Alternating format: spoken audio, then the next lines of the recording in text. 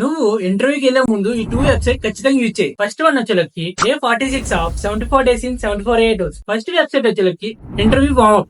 Simple గా మీ Google లోకి వెళ్ళి ఇంటర్వ్యూ వార్మప్ అని సెర్చ్ చేయండి. వచ్చిన ఫస్ట్ వెబ్సైట్ ఓపెన్ చేసేయండి. తర్వాత మీ డొమైన్ ఏది సెలెక్ట్ చేసుకుని ఇంకా నెక్స్ట్ నొక్కేయండి. సింపుల్ గా కొన్ని క్వశ్చన్స్ అడిగి వాటికి ఆన్సర్ ఇచ్చేయండి. మీ పర్ఫార్మెన్స్ ఎలా ఉంది మీకు అర్థమైంది. నెక్స్ట్ వన్ వచ్చేలకి ఇంటర్వ్యూ బిట్. సేమ్ మీ గూగుల్ లోకి వెళ్ళి ఇంటర్వ్యూ బిట్ అని సెర్చ్ చేయండి. వచ్చిన ఫస్ట్ వెబ్సైట్ ఓపెన్ చేయండి. ఇక్కడ మీ గూగుల్ అకౌంట్ తో లాగిన్ అయిపోండి.